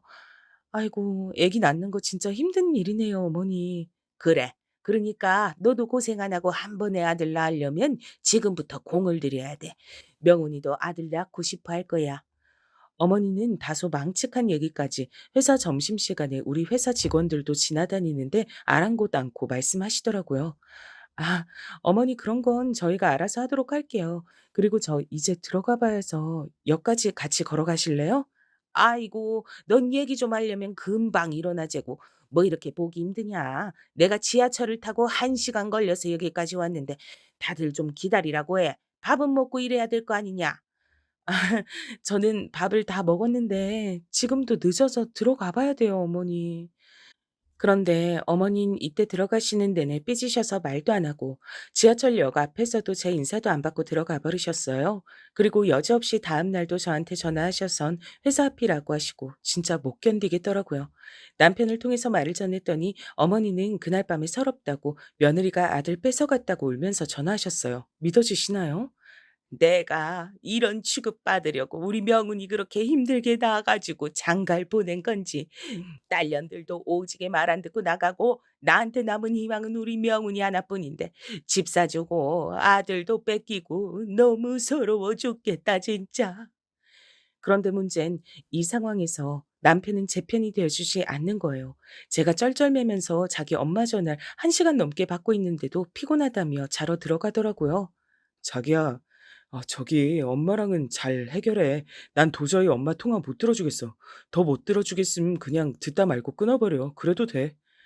말은 저렇게 하지만 본인은 아들이니까 가능하지. 전 그렇게 하면 안 되잖아요. 그러니 계속 들어드리고 착한 며느리 역할 한답시고 주말에도 쫓아가고 남편은 옆에서 남일 보듯이 절 냅두더라고요. 안 그래도 된다니까. 그렇게 받아주다 보면 나처럼 못 벗어나. 엄마 전화를 그냥 받지 마. 어떻게 그래? 어머니는 집도 절도 다 해줬더니 아들 부부가 자기 외면한다고 울고불고 난리야. 자기도 좀 어떻게 해봐. 내가 왜 그렇게 해? 어떻게 엄마한테 벗어났는데. 그냥 나랑 똑같이 엄마 연락 받지 마. 난 엄마가 징징거려도 그냥 무시한다니까. 이 말은 제가 남편 말을 들었어야 했는데 이 말을 무시하고 넘겼다가 사사건건 자잘하게 간섭을 받게 됐지 뭐예요. 게다가 어머니는 결혼한 지 1년도 안 된 저에게 계속해서 아기 얘기를 하시더라고요. 이 부분을 친구에게 상담했는데 대부분 아주 부정적이었어요. 심지어 이런 말까지 하는 친구가 있었답니다. 내가 결혼을 안 해봐서 하는 소리인 것 같기도 한데 니네 시어머니 정말 별론 것 같아. 내 주변에 결혼한 친구들 보면 그런 시어머니 만난 애들은 평생 그러고 살든지 아니면 중간치 정신 차리고 갈 길 가더라. 뭔 말인지 알아? 정신을 어떻게 차린다는 거야? 시어머니가 저렇게 붙들고 안 놔주는데. 아고, 너 그런 식으로밖에 생각을 확장 못하면 답이 없다. 솔직히 네가 시어머니 말을 들어줘야 하는 법이라도 있어? 그냥 적당히 무시하고 울고불고 하든지 냅두라고. 네 남편도 그러라고 하잖아. 남편이 막아주던지 안 막아주면 너라도 선 그어야지. 그래서 안 되면 그래도 안 될 것 같은데? 그럼 어떻게 해야 되는데? 내가 남의 일이라고 쉽게 말하는 건 아니고 정말 진지하게 음. 이혼하는 게 맞을 것 같아. 나라면 그런 시어머니랑 매일 마주보고 못 살아. 숨 막혀서. 친구가 이때 꺼낸 이혼이란 단어는 저에게 너무 낯설고 무겁게 들렸어요. 나, 나는 이혼 못해. 이혼할 수 없어. 지금 환경이 바뀌는 것도 싫고, 우리 엄마 아빠도 어릴 때 이혼하셔서 나 평생 힘들게 살았어. 그게 아이한테 얼마나 큰 죄인지 알아? 그러자 친구는 안쓰러운 표정을 지으며 제 맘 안다는 듯 말을 하더라고요. 그거야 알지. 근데 너희 부모님이 널 생각하며 계속 불행하게 싸우면서 지내셨어도 힘들지 않을까? 우리 엄마가 참고 산 케이스인데 그래서 결혼이라면 지긋지긋해 하잖아. 그리고 너넨 애기도 없잖아. 남편이 적극적으로 말려주지 않는 데다가 너가 너무 힘들면 생각해보란 거지. 암만 그래도 나 이혼은 절대 안 돼. 남편이랑은 좋지도 나쁘지도 않게 잘 지내고 있는데. 그러니 친구는 더 말을 꺼내지 않았고 저도 그렇게 마무리를 했어요. 헌데 이후로 이어지는 어머니와의 관계에서 저는 점점 지쳐갔고 남일인 양 슬쩍 빠지는 남편 모습에 많이 실망스러웠답니다. 와중에 아기가 생기지 않으니 산부인과도 열심히 다녔는데 그 부분도 같이 노력해주지 않았어요. 이번 주에 나 산부인과 갈 건데 같이 가줘야 돼. 남편도 가서 들어야 할 얘기가 있고 혼자 가기도 싫어. 기분도 이상하단 말이야. 아, 근데 그렇게 서두를 거 있어? 우리 아직 둘 다 30대잖아. 주변에 형들 보니까 40대 넘어서도 애기들 잘 망갔던데. 그냥 우리 둘끼리 신혼 즐기면 되잖아. 내가 그러기 싫어서 그러는 거야? 여자는 일정 시기 넘으면 애기 잘 생기지도 않고 지키기도 힘들어. 당신도 안전한 거 아니야. 더 있으면 애기 갖고 싶어도 못 갖는다고. 저도 많이 날카로워져서 이렇게 항의했으나 남편은 제 맘 같지 않더라고요. 난 아직 안 가고 싶어. 나도 그런 데 가서 검사 받는 거 불쾌하고 기분 이상해. 정신경 쓰이면 자긴 다녀와. 그렇게 급할 거 없다니까. 생각보다 남편은 너무 관심이 없어 보였고 저도 점점 이 결혼 생활에 대해 의문이 생기더라고요. 왜 나만 남편을 사랑하는 것 같고 왜 나만 여러 가지 문제에 노력해야 되는 걸까요? 시어머니 문제도 임신 출산 문제도 전혀 호의적이지 않았어요. 그런데 이럴 때 이혼을 저도 모르게 떠올려 보면 남편은 그걸 눈치챈 건지 아주 기막힌 타이밍으로 잘해줬어요. 짜잔. 우리 오늘은 호텔 레스토랑 가서 분위기 좋게 식사도 하고 근처 백화점도 쇼핑하고 기분 내고 오자. 아휴, 평소에 잘해. 갑자기 이렇게 한 번에 카드 결제하듯이 다 몰아서 끝내려고 하지 말고. 정말이지 남편은 얼마간 절 서운하게 했다가 다시 저렇게 확 기력을 쏟아서 잘해준다던가 그런 강약 조절이 탁월한 사람이었어요. 부탁하지도 않은 선물들을 훅훅 안겨줄 때가 있었거든요. 그리고 이 무렵 땐 저도 너무 힘들고 지쳐서 어머니 연락을 안 받다시피 하고 있었고요. 어머니로부터 장문의 문자는 매일같이 오고 있었어요. 제가 대답을 안 해서 그렇지. 근데 이때 남편이 가방을 하나 사주면서 이렇게 말하는 거예요. 내가 표현을 못했지만 그래도 고마워. 우리 엄마 성화 다 받아줘서. 내가 봐도 우리 엄마 장난 아니거든. 누나들도 못하는 걸 자기가 받아주니까 얼마나 황송한지 몰라. 이 말을 들으니 전 또 마음이 약해져서 눈물을 흘리고 바보같이 어머니 연락을 또 받아들이고 그런 악순환을 살게 됐어요. 그리고 이제 저에게 불행이란 녀석이 아주 슬슬 스며들기 시작했어요. 네가 얼마나 선택을 잘못했는지 알기나 하냐는 듯 그렇게 쓱쓱 모습을 드러내더군요. 본래 제 남편은 신혼 초부터 엄청 자유로운 영혼처럼 다니긴 했었어요. 이번에도 야근이 있어서 늦을 것 같아. 중간에 어중간하게 차 끊기면 대리 부르기도 그러니까 아예 이번엔 부장님이랑 밖에서 모텔 잡고 밖에서 자고 오려고. 당신은 먼저 자. 저도 초반엔 뭘 잘 몰라서 그러려니 했지만 갈수록 이렇게 외박하는 날들이 늘어나더라고요. 어머니한테 시달리는 시간 동안 이 사람은 집에 없고 그러다 보니 점점 의심이 생겼어요. 그래서 새벽까지 안 자고 기다렸다가 술에 떡이 돼서 들어온 남편을 지켜봤고요. 이때가 아마 결혼한 지 한 9개월쯤 됐을 거예요. 몰래 핸드폰을 열었는데 저희 남편은 통화 녹음이 되거든요. 통화 내역에 모르는 핸드폰 번호가 있길래 한번 조용히 들어봤답니다. 그리고 저는 그 내용을 듣고 깜짝 놀랐어요. 오빠, 그래서 언제 또 우리 가게 올 거야? 다음엔 가게 말고 밖에서 만나자, 응? 그래, 나도 우리 예쁜이 보러 또 가야지. 다음엔 부장님 빼고 혼자 갈게. 근데 이쁜이 진짜 밖에서도 나 만나주는 거야? 이런 식의 지저분한 대화가 오갔고 잠깐 숨을 훅 들이마신 저는 심장이 쿵쾅거리는 게 느껴졌어요. 얼른 제 핸드폰으로 이런 내역을 옮겨서 보내던지 했었어야 했는데 그런 것도 못하고 바보같이 그냥 듣고 있었답니다. 바로 남편을 깨우려다가 말은 못하고 혼자 머릿속으로 괴로워하며 얼마간 남편의 동향을 살폈어요. 그런데 와, 이 인간 정말 대단한 게요. 크리스마스에도 외박할 계획을 세우더군요. 회사가 진짜 한시도 날 놔줄 줄을 모른다니까. 이번에 크리스마스에도 1박으로 여지없이 일하러 가야 돼. 당신은 너무 적적하게 보내지 말고 내가 중간중간 전화할게. 아, 또 우리 엄마 전화 오면 진짜 받지 마. 어? 괜찮다니까. 이런 모습을 보고 전 일순간 너무 슬퍼져서 참지 않고 남편에게 곧장 터뜨려 버렸어요. 그리고 전 순진하게도 남편이 바로 인정하고 사과할 거라고 생각했었답니다.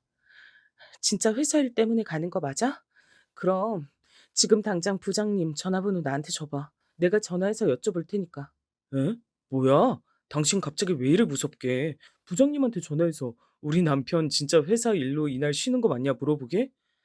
나 솔직히 마음이 별로 안 놓여. 당신 왜 그렇게 요즘 밖으로 돌고 안 들어와? 부장님께 그냥 물어보면 끝이잖아. 빨리 나한테 핸드폰 줘봐. 그런데 남편은 아주 기이할 정도로 화를 내더라고요. 당신 진짜 웃긴다. 이런 걸로 전화한다고? 내가 얼마나 개망신당할지 상상도 못하나 보다. 똑같이 회사 생활하는 사람이 왜 그래? 부장님이 맞다고 확인시켜준 다음에 그 다음 내 입지는 회사에서 뭐가 되는데? 이렇게 나오니까 저도 할 말이 없는 거예요. 어쩜 저렇게 당당하게 나오는지. 제가 그 전에 받은 내역이 없었으면 넘어갈 뻔했다니까요. 약간 당황했다가 다시 곧장 따졌어요. 당신 내가 아무것도 모르고 그냥 그러는 것 같지? 나 이미 알고 있어. 아무리 신혼이라지만 아니 신혼이라 그런 거야? 남들은 신혼이라면 더 끼가 쏟아지고 붙어 있는데 당신은 대체 나랑 뭐 때문에 결혼했어? 뭐 때문에 그렇게 말이 장황해 지금? 무슨 말을 하고 싶은 거야? 결국 저는 안 참고 남편에게 오픈해버렸고 생각해보면 이때 너무 일찍 증거를 오픈해버린 것 같아요. 누구긴 누구야. 술집의 미영이. 그 여자랑 크리스마스 때 놀기로 한 거 아니고 어떻게 당신은 신혼의 아내한테 이런 말까지 하게 만들어? 남편은 이때 얼굴 언저리가 엄청 빨개지더니 마구 성질을 내는 거예요. 전 이런 모습의 남편을 처음 봤어요. 와, 씨. 너 뭐야? 뭐 하는 애야? 왜 남의 핸드폰을 보고 그래? 어? 그거. 그리고 아니야. 나랑 상관없어. 이런 식으로 말도 안 되는 변명을 하던 남편은 나중 돼서야 자기 편한 쪽으로 말을 하더라고요. 아, 정말 그때 하도 부장님이 부축해서 간 것뿐이야. 그러면서 우리 부장님은 애가 둘인데 거기서 어중간하게 우리한테 막 윽박지르잖아. 부장님은 머리 아파하고 난 그거 좀 덮어보려고 그 술집 여자 좀 달래보려고 그렇게 말한 거라고. 이렇게 말하고 빠져나가니 저도 그 통화 내용 말곤 특별히 뭐 가신 게 없다 보니 더 밀어붙일 수가 없었어요. 그런데 남편이 먼저 이렇게 말하는 거예요. 그리고 당신 진짜 실망이다. 그렇게 날 의심하면서 어떻게 살래? 이게 무슨 결혼한 부부야? 뭐? 신혼의 아내한테? 난 밖에서 당신이랑 잘 살아보려고 열심히 일하는데 그런 의심이 나고 나 진짜 답답해서 삶의 보람이 하나도 없다. 뭐하러 결혼했나 싶어. 그러면서 점점 제가 두려워하는 쪽으로 결론을 내서 말하는 거예요. 암만 생각해도 당신이랑 나는 서로 같은 길 가기 힘들 것 같아. 저번에 그랬지? 어떻게든 아이 갖고 싶다고.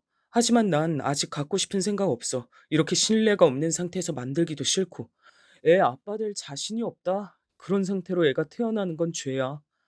뭐라고? 지금 무슨 말 하는 거야? 잘못한 건 당신이야. 이렇게 당당할 일이야? 남편은 이때 뭐랄까, 말 나온 김에 잘 됐다는 어투로 느껴지더라고요. 그러면서 꿋꿋하게 충격적인 선언을 했어요. 우리 이혼하는 거 어때? 그것도 난 방법 중에 하나라고 생각해. 서로 더 잘 살고 행복하기 위해 결혼했지만 그보다 더 좋은 방법이 있으면 고민해보는 거지. 난 나쁘지 않다고 보거든. 암튼 생각해보고 내 개인정보는 더 이상 그렇게 몰래 보지 말아주라. 솔직히 당신 무서워. 이러면서 냅다 나가버린 남편을 보고 저는 본전도 건지지 못하고 당한 느낌이 들었어요. 남편이 울면서 제 발 앞에 꿇어 엎드려서 사과를 해도 모자랄 판국에 왜 저렇게 당당한 것일까요? 게다가 저는 어디 하나 뚜렷하게 기댈 곳도 없었고 그냥 바보같이 남편의 뜻에 맞춰 조용히 참고 있었어요. 다행인지 불행인지 이달에도 임신은 안 돼서 포기하고 있을 때였고요. 그러고 남편은 더더욱 저랑 연락이 잘 안 되었고 아예 대놓고 외박하고 따로 돌더라고요. 저도 바보같이 어머니에게 이런 사정을 털어놓고 위로를 받고자 했는데요. 진짜 어림도 없는 소리였어요. 뭐라고? 명훈이가 술집을 드나들어?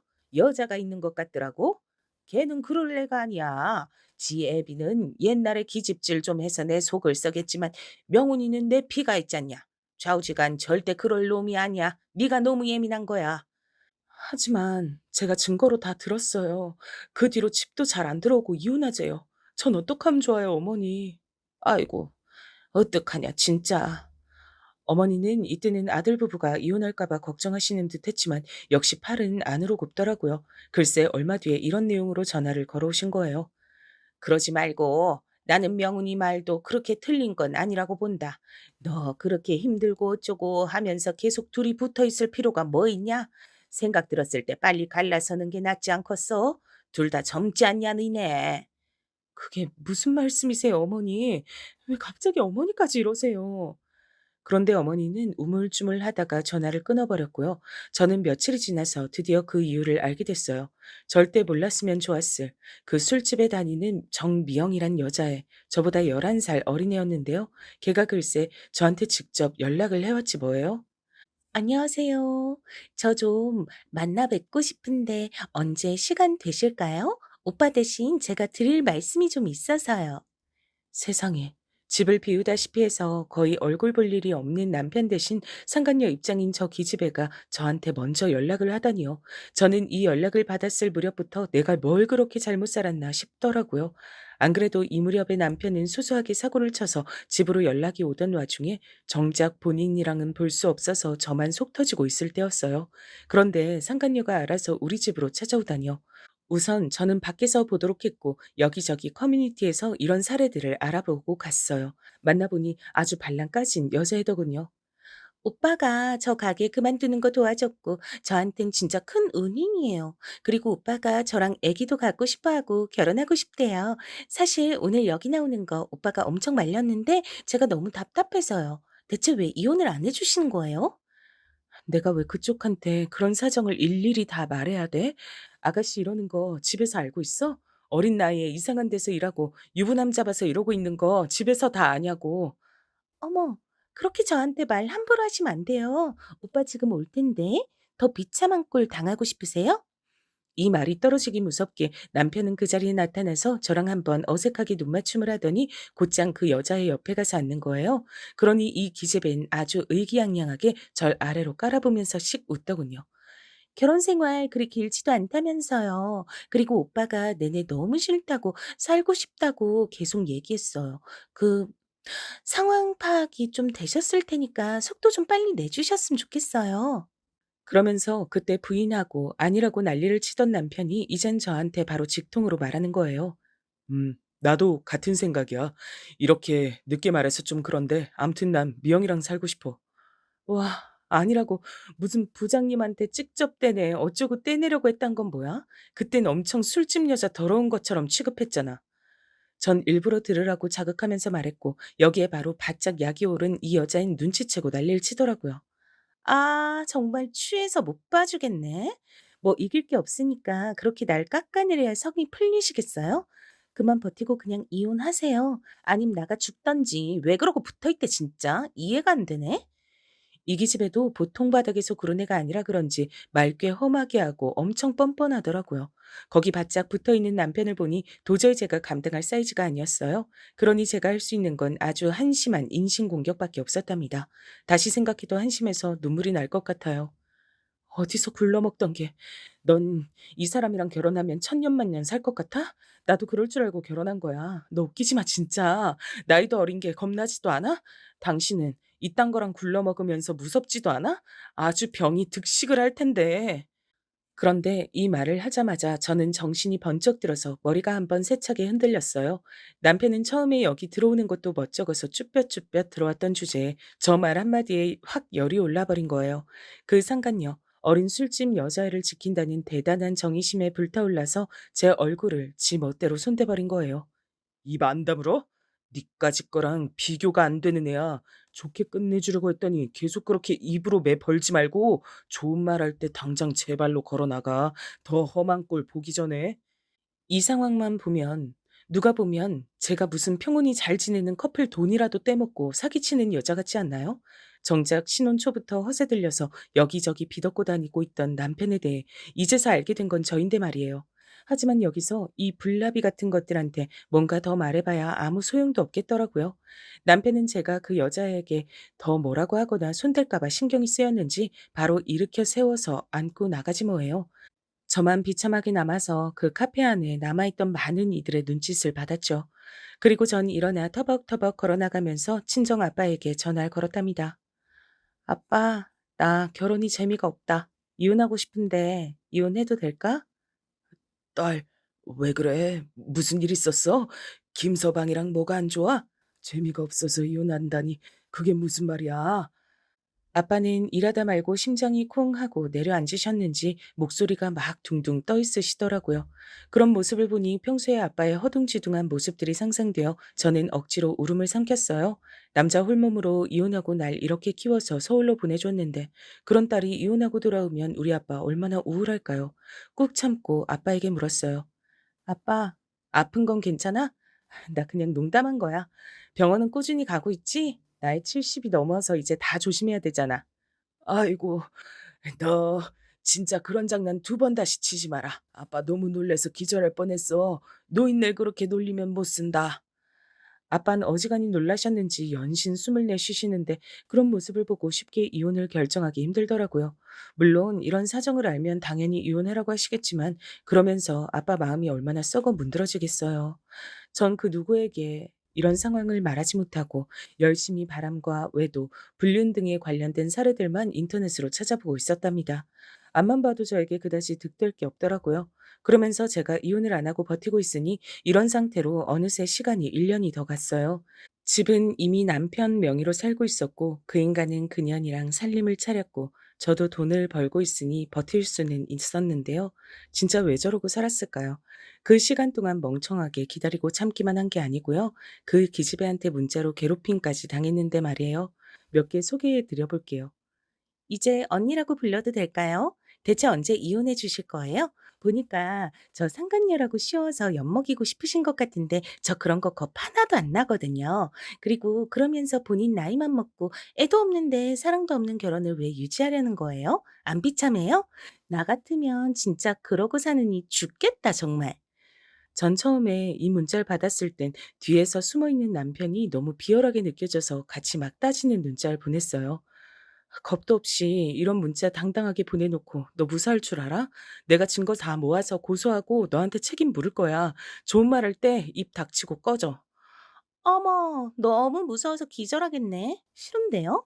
우리 오빠랑 행복하게 신혼놀이 하는 거 매일매일 언니한테 보내드릴 거예요. 그니까 눈치가 있으면 언니나 좀 꺼져주세요. 그러면서 이 기집엔 정말 악랄하게 한 달에 두어 번 정도 꼭 저한테 이상한 문자들을 보내더라고요. 저렇게 윽박 지르던 것과 달리 지도 캥기는 게 있었는지 사진 같은 건 안 보냈고요. 그냥 헤어져 달라는 문자를 계속 보냈어요. 그러던 차 그렇게 저한테 집착하고 못살게 굴던 우리 어머니 말이에요. 어머니가 저한테 먼저 찾아오셨지 뭐예요. 그래서 뭐라고 하셨게요? 그래, 저기, 너 이 집에서 언제까지 이러고 있을 거냐? 너 이거 정신병이야. 병원 가봐야 되겠더라. 네 친정아빠한텐 내가 연락하는 게 좋겠냐? 아니, 갑자기 오셔서 대체 그게 무슨 어머니 눈엔 제가 정신이 나간 것처럼 보이세요? 그러자 어머닌 진짜 뭔가 걱정되고 무서워 죽겠다는 얼굴로 절 보시면서 혀를 쯧쯧 차시지 뭐예요. 그럼 아니고 뭐냐. 솔직히 명훈이, 그래, 명훈이도 좀 잘못이 있긴 하지. 널 정리하고 만났어야 됐는데 말이야. 근데 네가 그렇게 악을 쓰고 안 비켜준다면서? 그 미영이가 지금 우리 집 드나들면서 그렇게 신경을 써주고 있다. 둘 다 아주 힘들어서 죽을라 그래. 왜 그렇게 그 둘을 못 살게 구냐 너는? 저는 일순간 공포심이 들었던 게 이쯤 되니까 누구 잘못인지도 헷갈리더라고요. 사람이 얼마나 자기밖에 모르면 이런 상황에서도 피해자인 제 탓을 할 수 있는 건가요? 너 그렇게 사람이 고지식하고 지밖에 모르면 안 돼. 결혼이야 네가 먼저 했다지만 아님 갈라설 수도 있는 거지. 너랑 명훈이 사이에 새끼가 있기라냐 뭐라냐. 미영이 말로 명훈이 고 녀석이 내가 걱정할까 봐 말을 못했다더라. 결혼 생활 내내 지옥이었다던데. 아, 저는 이 말을 듣고 있는 제 자신이 너무 싫고 혐오스러워지더라고요. 어쩌다가 이런 상황까지 와서 이딴 것들한테 이런 취급을 받고 있는 건지. 그래요, 제 잘못이 맞더라고요. 오기로 이런 집을 붙들고 있어봤자 이런 흉물스러운 멍청이 취급이나 당할 뿐이었어요. 그러면서 어머니는 막판에 이렇게 제 가슴에 대못을 박으셨답니다. 그 죄를 진짜 어찌하시려고요. 아무것도 없이 시집 오는 걸 나는 우리 명훈이한테 잘해주라고 허락해 준 건데. 사실 나도 너 마음에 어지간히 안 들었어. 애가 무뚝뚝하고 살갑지도 않고 지금 미영이는 그렇게 살갑고 이쁘게 굴면서 자란다. 명훈이도 얼굴이 훌쩍 폈어. 너 명훈이 얼굴 보고 지낸 지 얼마나 됐냐? 그게 무슨 남편 짤이야? 언제까지 그렇게 머저리처럼 못되게 굴 거냐? 저는 이때 한숨을 푹푹 쉬다가 결국 이렇게 말했어요. 이번 달 안으로 다 정리하고 나갈게요. 그니까 나가주세요. 나가시라고요. 이렇게 된 바 어머니도 뭣도 아니니까 저는 무조건 격하게 손짓을 하면서 밖으로 내보냈어요. 그리고 천근만근 무거운 짐을 달고 그 끔찍한 이혼을 결국 해내게 됐답니다. 이혼하고 법원을 드나드는 동안에도 남편과 그 기집엔 팔짱을 끼고 같이 다녔고요. 저도 참 그렇게 세상 다정한 남편인지 그때 옆으로 보면서 많이 배웠던 것 같아요. 이후로 아빠에겐 한참 뒤에 오픈했는데 너무 가슴이 아픈 게 아빠가 이때 우셨거든요. 어떻게 그런 일이 있었으면 아빠한테 이렇게 늦게 말했냐? 네가 혼자 얼마나 힘들었겠냐? 아빠는 이걸 몰랐던 게 너무 미안하다. 이놈의 김서방 새끼를 그냥. 아빠, 이미 이혼한 지 몇 달 됐어요. 난 나대로 잘 살아갈 테니까. 나 진짜 괜찮아. 잘 살게. 걱정하지 마. 그런데 아빠가 주방에서 슥 돌아선 채로 어깨를 들썩이면서 흐느끼시는데 가슴이 찢어질 것 같았어요. 저보다 아빠에게 우울감이 더 심하게 찾아온 거로 이것 때문에 걱정이 이만저만 아니었어요. 예전에 직장 동료가 해준 말이 있었거든요. 우리 엄마가 연세가 많으신데 하도 아버지가 사고치고 속속에서 우울증 심해지고 그러다가 치매 오셨어. 누나들이랑 나랑 지금 번갈아 가면서 돌보는데 힘들어 죽겠다. 그렇다고 요양원 보내드리기엔 그것대로 짠하고. 그러다가 정말 엄마 돌아가시면 얼마나 후회할까 싶고. 인생 진짜 잔인해. 그러니 전 아빠 마음을 풀어드리고 싶어서 애써 시간을 보내고 그러고 있었는데요. 이 와중에 한참 시간이 지나 모든 산통을 깨뜨린 일이 있었답니다. 이때 저에게 모르는 번호로 전화가 한 통 걸려왔는데 처음에 누군가 했는데 받고 나서 알게 됐어요.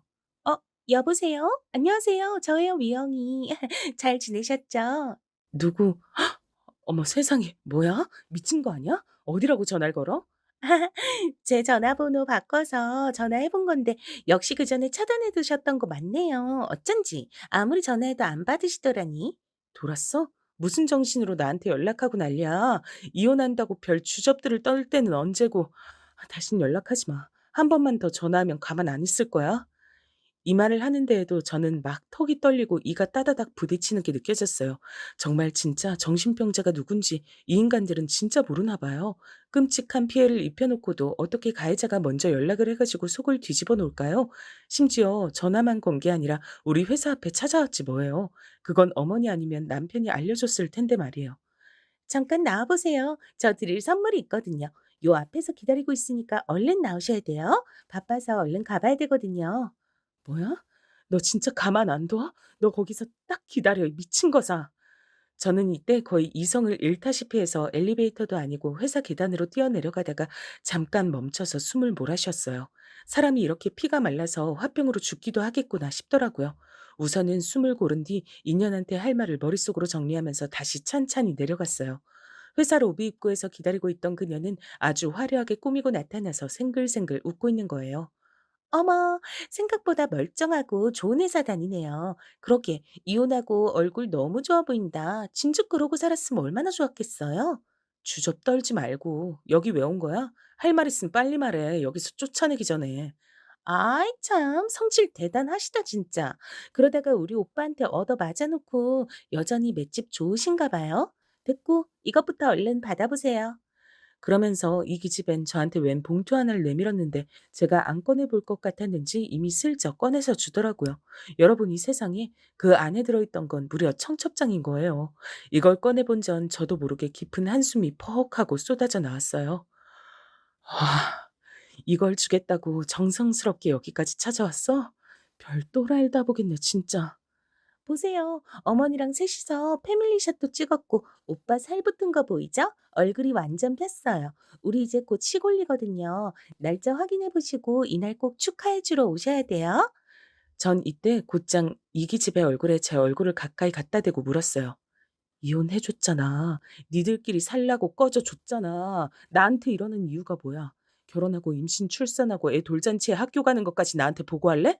나한테 대체 무슨 억하심정이 있어서 그래? 진짜 돌아버린 거 아니야 너? 그러자 얼굴을 쓱 빼더니 눈은 굳어있고 입만 귀까지 찢어가며 억지 웃음을 짓더라고요. 그렇게 뱉는 말에 저는 정신이 훅 들었어요. 뭔가 얻어맞기라도 한 것처럼 말이에요. 와, 전 이렇게 여자로서 매력도 없고 멋도 아닌 여자한테 그딴 말 들었던 게 정말 잊을 수가 없거든요. 오빤 정말 짐승 같은 여자라고 신경 쓰지 말라고 하지만 전 정말 그쪽 제대로 엿먹여주고 싶어요. 아, 진짜 내가 얼마나 어디까지 널 참아줘야 되겠냐? 여기까지 뱉고 저는 더 말이 안 나와서 이젠 눈물이 막 솟으려고 하더군요. 게다가 나한테 사과도 안 했잖아요. 뭐라고 했더라? 뭐 여기저기 굴러먹어? 진짜 어이없는 미친 아줌마 같으니라고. 다물고 그날 우리 결혼식 와서 본인 주제나 다시 한번 확인해봐요. 그 드럼통 같은 몸통에 얼굴은 주름이 그득해가지고 나한테 그딴 말들을 했던 거. 정말 이 기집애는 밑도 끝도 없이 인신공격을 해댔고 저도 더 이상 참을 이유가 없었어요. 이런 말까지 할 이유는 없었지만 이 말 못하고 내보내면 저는 잠을 못 잘 것 같았어요. 다시 이 기집애를 보고 살 이유도 없고 연락은 두 번 다시 하고 싶지 않았거든요. 그래서 완전히 골로 보낼 생각으로 그간 차마 건네지 않았던 말을 다 모아서 전했답니다. 그래, 너무너무 축하해. 결혼 꼭 하고 청첩장 주러 왔는데 난 못 가겠다. 사기 전과 시범인 놈 얼굴을 또 들여다볼 일이 없거든. 그러자 이 기집애가 아주 눈을 우습게 뜨면서 절 가짠치도 않게 쳐다보더라고요. 뭐라고요? 정신승리 진짜 끝내주네 아주. 진짜 머리가 어떻게 돌아버렸나 봐. 뭘 먹어야 사람이 저렇게 추하게 늙지? 진짠데? 진짜야. 진짜다 너. 그런 것도 모르고 결혼하는구나. 이제 누가 더 불쌍하고 누가 더 바닥을 기는 꼴이 될지 재밌어지겠다. 하긴 모르니까 결혼하겠지. 그러고 확 돌아서는 저를 제 옷자락을 휘어잡으면서 인연이 붙잡더라고요. 나랑 무슨 좋은 인연이 있어서 계속 보려고 자꾸 말을 그렇게 끌어? 야, 이 아줌마야. 할 말 있으면 지금 똑바로 해. 뭐? 누가 사기가 어쩌고 어째? 사긴 아줌마가 쳤겠지? 미친 아줌마야. 이혼 안 해주고 그렇게 추하게 버텼던 게 누구더라? 정신 승리를 누가 하는 건지 모르겠네. 왜? 그렇게 막 굴러먹던 너도 네가 결혼하고 가정이란 거 꾸려보려고 하니까 겁나지? 사귀니 정가니 십범이니 어쩌고 하는 소리 들으니까 무섭지? 이제 보니 난 너한테 고마워야겠어. 너 덕분에 쓰레기 잘 치우고 홀몸 됐으니까. 이러니 이 기집엔 그냥 넘기기엔 너무 찝찝한 소리라 그런지 지금 바로 해결하고 싶어 하더군요. 잔머리 굴리지 말고 할 말 있으면 지금 똑바로 말해. 네 손으로 확인해봐. 여기저기 횡령하고 돈 꾸고 사기친 거 한두 가지 아니야. 나도 그 인간이랑 너랑 만나는 거 알고 뒷조사할 때 알았어. 생각해보니까 네 말 맞다나 내가 진짜 등신이긴 했다. 그런 거 알고도 쓰레기 못 버리고 껴안고 있었으니까. 진짜 이 말하면서 저도 느꼈어요. 사실 집 앞으로 날라온 우편물들도 몇 개 있었고 결혼 전에도 돈 관련해서 허세가 있긴 했는데 그런 부분에 혐의가 있었고 전과가 있는지 전 몰랐어요. 근데 수상한 우편물들 몇 가지 뜯어보다가 알게 됐고 어머니나 남편이나 둘 다 연락이 안 되니 묻지도 못했어요. 하지만 물어본들 그들이 뭐 순순히 말이라도 해줬을까요? 그렇게 속으로 꾹꾹 참고 있다가 어머니까지 나서서 뭐 잘났다고 이혼하라고 지들이 저렇게 나오니 그냥 어찌어찌 이혼을 하게 됐죠. 새삼 그 사실에 대해서 개운하다거나 잘됐다거나 하는 생각은 못하고 있었거든요. 하지만 이제 그 불행의 씨앗은 저쪽으로 넘어간 셈이 됐더군요. 아직 나이가 어려서 그런 건지 아주 미세하게 겁을 먹은 눈치긴 했어요. 아, 진짜 무슨 말을 하는 건지. 나보고 그 말을 믿으라고? 우리 오빠가 뭐? 사기? 택도 없이 좋은 신혼집이나 예물이라던가 뭐든 해준 거 없는지 알아보기나 해봐. 그런 거 갖출 능력 안 되니까. 나도 집 정리할 때 그 인간 빈털털이라 깜짝 놀랐어. 처음엔 그냥 나 안 주려고 그런 줄 알았는데 빈 많던데. 제 말에 점점 눈이 커지고 동공이 흔들리던 그녀는 입이 완전 삐뚤어지고 어그러져 있었어요. 모를 수도 있었을 텐데. 어쩌면 너도 복은 있나 보다. 혹시 애라도 생긴 건가? 너 그렇게 나한테 나이 많아서 임신 못할 거라고 약올렸지? 그래, 넌 젊고 건강해서 임신이라도 했니? 어떡하냐? 사기꾼 새끼 애를 뱄음 그만한 저주도 없는데? 그런데 이 말에 이기집애는 얼굴을 팍 찡그리더니 서둘러서 제 앞에서 사라져버렸어요. 그러고 전 한참 그 자리에 남아 씩씩거리면서 어깨를 들썩거리다가 암만 생각해도 분이 풀리질 않더라고요. 진짜 그러고 보니 내가 이렇게 쥐 죽은 듯 살 게 아니고 떠벌리듯 이혼당한 걸 그렇게 억울하게 여길 게 아닌데 말이에요. 전 어디서 그렇게 용기가 밀려왔는지 몰라도 이때 바로 전화를 걸었어요. 정말 너무도 오랜만에 거진 1년 정도 만에 전 시어머니에게 연락을 했던 거예요. 처음엔 몇 번을 안 받다가 저도 문자를 하나 남겨뒀답니다. 그 사람 결혼한다면서요? 축하드려요. 그 전에 혹시 모르실 것 같아서 중요한 얘기 해드리려 해요. 모르고 장가 보내시면 귀한 아들 앞길 다 망치실걸요? 보는 대로 전화 주세요. 그러니 이 문자 보낸 지 5분 만에 전화가 곧장 걸려왔고 앞서 그 정미영 그 지배를 만났던 제 반응처럼 어머니는 저한테 욕부터 쏟아내시더라고요. 근데 전 다 자르고 말했어요. 어머니, 그러실 게 아닌데 지금 진정 좀 하세요. 우선 아들 새 장가 보내셔서 좋으시겠어요? 그리고 보아하니 손주인지 손녀도 보실 것 같은데 겹경사네요. 근데 이 사람 전과가 상당한데 그거 예비 며느리가 모르는 것 같더라고요. 제가 알려줬어요. 뭐? 너 어디야 지금? 당장 내가 쫓아나서 다 뒤집어 엎어버릴 거야. 너 뭐? 전과가 어쩌고 어째? 전과지 그게 아닌 뭐예요 그럼. 사기치고 돈 빌려다 안 갚고 지저분하게 연루돼 있던 건 맞잖아요. 그래서 이혼할 때 그렇게 지지부진하게 끌어대시더니 어디서 돈이 나서 이렇게 호화로운 곳에서 재혼을 한대요. 네 목소리 듣기 싫으니까 끊어. 한 번만 더 연락해봐 너. 더 중요한 얘기가 있는데요. 안 들으시면 후회하실 텐데. 할 얘기 빨리 하고 꺼져. 뭔데? 이때 저는 침을 한번 크게 꿀꺽 삼키고 말했어요. 앞만 봐도 어머니는 모르실 것 같은 분위기였고 이걸 전달하는 게 제 입장이라는 게 왜 그렇게 쾌감이 느껴지던지요. 어머니, 새로 들이실 그 예비 며느리 어디서 골라먹던 앤지 모르시죠? 듣기론 어디 얌전한 회사 여직원인 줄 아시는 것 같은데 절대 아니에요. 전 얼굴도 모르는 이전 시아버지께서 그렇게 기집질을 하셨다면서요. 아들도 기집질하다가 주워온 여자애랍니다. 모르셨죠? 뭐? 기집질? 술집에서 이놈 저놈 굴러먹고 붙어먹던 이쁘장한 여자애가 어머니 며느리로 들어와서 어머니 어머니 하고 애기까지 생겼네요. 그거 어머니 사랑하는 아들 명훈이 앤지 아님 아직도 몰래 거기서 일하고 얻어온 애일지 누가 아나요? 유전자 검사할 때까지 기다리실 수 있으세요, 어머니 성질에? 이 뒤로 어머니는 뭐라 허우적거리면서 말 비슷한 소리를 내고는 있었지만 그 태도를 보아하니 역시 둘이서 어떻게 만났는지 모르시더군요. 저는 양쪽으로 아직도 서로들 존재를 몰랐다는 게 신기하면서 어쩌면 당연하다는 생각이 들었어요. 그런 치부 하나 오픈하지 못하고 만나지도 못할 주제들끼리 뭐가 잘나서 저란 사람 하나 엿먹이는데 그렇게 공을 들였던 걸까요? 저도 쫓겨나듯 이혼은 했지만 새삼 이때 되씹어 보면서 생각하니 비로소 제 상황이 정리가 된 듯 했어요. 누가 뭔가 나서서 정리해 주는 느낌. 네 잘못 아니고 쟤네들이 쓰레기들이야. 저런 것들하고 엮이지 않아서 잘 됐어. 하고 말해 주는 것 같더라고요. 아무튼 덕분에 저는 그렇게 치고만 빠져서 이후로 번호를 바꿔 버렸답니다. 그 둘의 근황이 어찌 됐는진 모르겠지만 그 정미영녀는 한눈에 봐도 아주 정신이 약해 빠져 보이는 게 남편이 빈털터리 사기꾼인 거 알고도 살 것 같지는 않아요. 그리고 우리 어머니 그 성질과 그 집착과 결벽증에 술집서 굴러먹던 어린 며느리 들일 일은 더더욱 없을 테고요. 제 발로 불질르려 들어온 그 불나비 같은 인생을 그렇게 뒤늦게 엿먹인 뒤 저는 새로운 삶을 살기 시작했어요. 직장도 이번에 큰 결심하고 옮겼고요. 내년부턴 친정아빠를 모시고 함께 살 계획이에요. 둘이서 한 달에 한 번씩은 공연도 보고 시간을 내서 되도록 좋은 기억들을 많이 만들면서 부녀간 불행했던 옛날의 기억들, 그리고 현재에 이르는 많은 상황들을 지워갈 예정입니다. 그럼 모두들 평안하시고 건강히 열심히 살아가시길 바래요. 감사합니다.